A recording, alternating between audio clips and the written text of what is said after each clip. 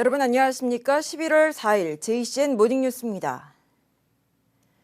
원자재 값의 급등으로 건설 현장 공사비가 늘어나고 있지만 건설사들의 추가 자금 마련이 쉽지 않은 상황입니다. 부동산 시장의 침체로 분양 시장마저 얼어붙으면서 울산에서도 미분양 아파트가 급증하고 있는데요. 급기야 공사를 중단한 곳도 생겨나고 있습니다. 구현희 기자의 보도입니다. 울산 남구의 한 아파트 건설 현장. 대형 중장비는 물론 오가는 덤프트럭 한 대 없이 적막감만 감돕니다. 건설 현장이 멈춰선 겁니다. 시공사는 브랜드 아파트로 잘 알려진 국내 한 중견건설사. 최근 관할구청에 내년 3월까지 공사를 일시 중단하겠다고 밝혔습니다. 이 아파트 건설 현장은 지난 5월 착공한 지 5달 만에 공사가 중단됐습니다. 해당 건설사는 침체된 지역 부동산 경기를 고려한 결정이라고 밝혔습니다. 울산 시장이 조금 지금 관망하는 시장이잖아요. 저희 내부적으로는 이제 우선순위에서 좀 밀린 거죠. 조금 관망, 숨고르기. 실제로 앞서 이 건설사가 분양한 울산의 한 아파트의 계약률은 절반 정도에 그쳤습니다. 지난달 울산의 미분양 주택은 한 달 만에 84% 급증했습니다. 엎친 데 덮친 격으로 울산의 아파트 분양 전망은 전국 17개 시도 중에서 가장 좋지 않습니다. 지금 누가 분양을 받으려고 할까요? 기존에 예정돼 있는 공급 물량들도 쏟아져 나올 텐데 실입주자 같은 경우도 심리가 움츠러져 있는데 여기에 자금난 때문이란 얘기도 흘러나오고 있습니다. 원자재가 급등해 공사를 하면 할수록 손해인데다 레고랜드 사태 여파로 사실상 건설사들의 돈줄이 막혔기 때문입니다. 미분양 속출에 자금줄까지 막히면서 건설업계의 위기감이 커지고 있습니다. JCN 뉴스 구현입니다. 울산 중구 비해 영사구역의 지하 4층에서 지상 29층 공동주택 55개 동에 2,080가구를 짓는 공사 입찰이 유찰됐습니다. 예상 공사비 1조 2천억 원을 포함해 총 사업비만 2조 원이 넘는 지방 최대의 재개발 사업지구였지만 경쟁을 하던 삼성물산과 현대건설이 모두 2차 입찰 보증금 납부 마감일인 지난 1일까지 보증금을 납부하지 않은 것으로 확인됐습니다. 두 건설사는 모두 부동산 경기 침체 상황에서 부담감을 느껴 입찰을 포기한 것으로 알려졌으며 조합 측은 수의 계약을 추진할 것으로 전해졌습니다. 대한광복회 총사령인 고원 박상진 의사의 서운 승격과 대우 상향을 촉구하는 건의안이 어제 울산시의회 행정자치위원회에서 가결됐습니다. 이 건의안은 공적 재평가를 통해 박상진 의사의 서훈을 3등급 독립장에서 1등급 대한민국장으로 상향하고 건주예정인 잠수함의 이름을 박상진함으로 명명할 것을 촉구하는 내용이 담겼습니다. 오는 18일에 열리는 2차 본회의에서 최종 처리되면 대통령실과 국회, 국가보훈처와 해군에 발송될 예정입니다. 건의안을 대표 발의한 정치락 시의원의 발언을 들어보겠습니다. 독립운동단체인 대한광복회 총사령으로서 독립군 양성과 친일파 처단을 위한 활동 중 일제에 체포되어 1921년 대구 형무소에서 순국하셨습니다. 박상진 의사는 목숨 건 독립운동을 통해 혁혁한 공적으로 광복을 견인했음에도 전 국민적인 관심은 물론 정당한 예우를 받지 못하고 있습니다. 영남알프스 구봉 인증 대상에서 제외되는 방안이 검토됐던 문목산이 그대로 구봉으로 유지됩니다. 울주군은 어제 영남알프스 복합 웰컴센터에서 밀양과 양산, 청도 등 관할 지자체들과 첫 협업 간담회를 갖고 영남알프스 구봉 완등 인증 사업 등 영남알프스 관광 활성화를 위한 사업 발굴과 민원 해결에 협력하기로 했습니다.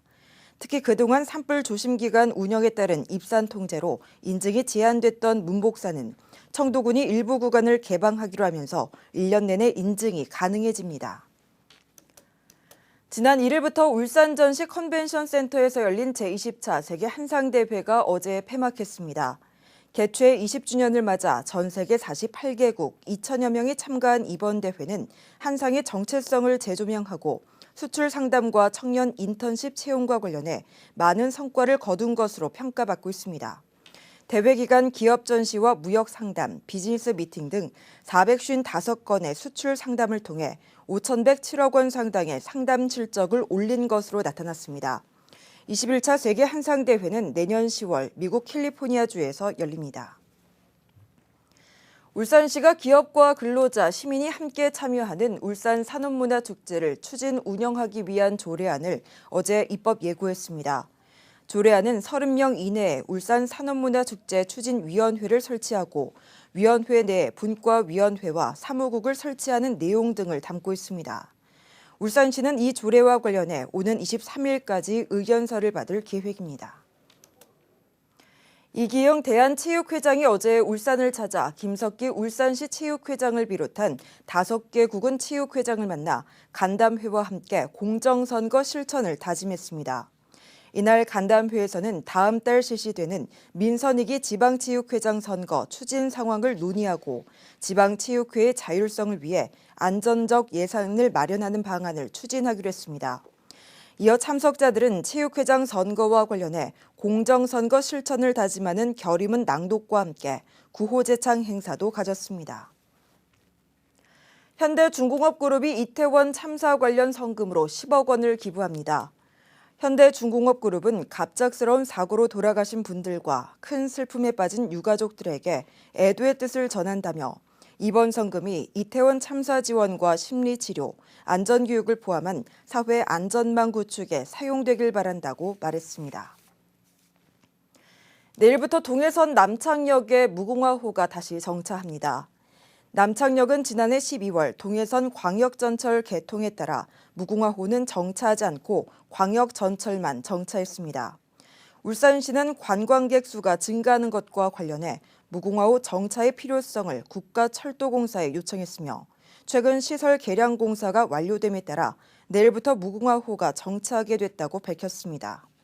울산시는 부산과 동대구, 포항 등으로 이용할 수 있는 선택지가 넓어졌다고 밝혔습니다. 성인 PC방에서 업주를 폭행하고 현금을 챙겨 달아난 강도 4명이 범행 12시간 만에 경찰에 붙잡혔습니다. 알고 보니 모두 10대 청소년들이었는데요. 이들의 범행은 모두 인근에 설치돼 있던 CCTV에 남아 있었습니다. 김나래 기자입니다. 새벽 시간 갑자기 도로가에 멈춰선 흰색 SUV. 차량에서 내린 10대들이 남구의 한 PC방으로 곧장 들어갑니다. 잠시 뒤 PC방 업주로 보이는 남성을 도로 중앙까지 끌고 나와 폭행합니다. 업주가 몸을 가누기 힘들어하자 다시 일으켜 몇 차례 더 때립니다. 이들은 여기서만 현금 등 약 460만 원가량을 강탈했습니다. 범행은 이뿐만이 아니었습니다. 북구의 한 PC방에도 손님인 척 침입해 같은 수법으로 피해자의 휴대폰과 카드, 현금을 강취해 달아났습니다. 혼자 있었어요. 그러면 그때 그 혼자 있는 걸 알고 왔어요. 어떻게 알고 오신 거죠? 혼자 그저 있는 이제 한 번씩 이제 와가지고 이제 아무도 없는 걸 보고 그 전에도 한 2번 정도 왔다가 가고 그랬어요. 신고를 받은 경찰은 경로를 파악하다 12시간 만인 오후 5시쯤 울주군의 한 길가에서 이들을 검거했습니다. 이들은 모두 촉법소년에 해당되지 않고 형사처벌이 가능한 10대인 것으로 확인됐습니다. 경찰은 강도상해 혐의로 4명을 입건해 조사한 뒤 구속영장을 신청할 방침입니다. JCN 뉴스 김나래입니다. 동구청이 고용위기지역 지정 연장과 관련해 한시적인 지원이 아닌 근본적인 대책을 마련해 줄 것을 정부에 건의했습니다. 김종훈 구청장은 건의문을 통해 조선산업의 특성상 아직 지역 중소협력업체로까지 수주 성과가 확산되지 못하고 있다며 올해 연말 고용위기지역 지정 종료를 앞두고 있는 현실에 안타까움을 느낀다며 지속적인 지원이 필요하다고 강조했습니다. 또 고용위기지역 지정과 관계없이 조선업의 고질적인 저임금과 인력 부족을 해결해야 하는 데는 정부가 적극 나서야 한다고 요구했습니다.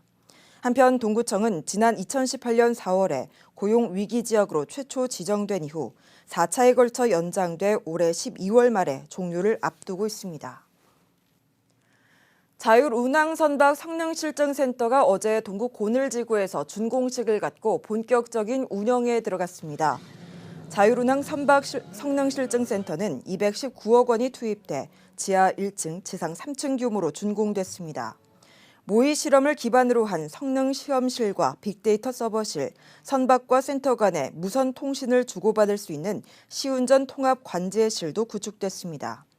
울산시는 성능실증센터가 미래 선박 연구에 거점 역할을 할 것으로 기대하고 있습니다. 박성민 국회의원이 국민의힘이 선정하는 국정감사 종합우수의원으로 선정됐습니다. 박 의원은 이번 국정감사에서 정치 활동을 해온 비영리 민간단체의 불법 행위를 지적하고 소쿠리 투표 논란을 빚었던 중앙선거관리위원회의 조직 쇄신을 촉구하기도 했습니다. 또 포스코 회장이 태풍 대비 기간에 골프를 치러 간 사실을 지적하는 등의 활약으로 두 차례에 걸쳐 국감 1일 우수의원으로 선정되기도 했습니다. 울산 지역 다문화 혼인 수와 출생아 수가 감소하고 있는 것으로 나타났습니다. 혼인은 2019년 531건에서 2010년 295건, 지난해 215건으로 감소세를 보이고 있고 다문화 혼인이 차지하는 비중도 2019년 9.6%에서 지난해 5.2%로 크게 줄었습니다. 다문화 출생아 수도 2020년 366건에서 지난해 287건으로 21.6% 감소한 것으로 나타났습니다. 울산시 교육청이 지역 중학교를 대상으로 선행교육 특별 점검을 실시합니다. 점검은 중학교 2학년과 3학년 수학과 과학 과목에 학년별 진도 운영 계획과 지필평가 문항 등을 제출받아 학교 교육과정과 평가가 단계에 맞게 실시되고 있는지를 확인하는 방식으로 진행됩니다. 울산시 교육청은 선행교육과 선행학습 유발 행위를 근절해서 공교육 정상화에 노력하겠다고 밝혔습니다. 울산시가 방사능 재난에 대비한 시민행동 알림체계를 구축합니다. 이 시스템은 평상시에는 방사능 재난에 대한 행동 지침과 안전대책, 방제 관련 현황 등을 제공하고 비상시에는 대피 지역과 구호소, 갑상생 방호 약품 배포 장소 등을 제공하게 됩니다. 특히 시민이 사진이나 동영상을 제보할 수 있어 지자체와 시민 간 양방향 소통 창구 역할도 할 것으로 기대되고 있습니다. 퇴직 근로자 3명의 임금과 퇴직금을 체불한 건설사 대표에게 징역형의 집행유예가 선고됐습니다. 울산지법 조현선 판사는 근로기준법 위반 등의 혐의로 재판에 넘겨진 50대 A씨에게 징역 8개월에 집행유예 2년을 선고하고 40시간의 사회봉사를 명령했습니다. 울산의 한 건설사 대표이사인 A씨는 퇴직한 근로자 3명의 임금과 퇴직금 등 1억 7천여만 원을 법적 시한인 퇴직일로부터 14일 이내에 지급하지 않은 혐의를 받고 있습니다. JCN 모닝뉴스를 마칩니다. 함께해 주신 여러분 고맙습니다.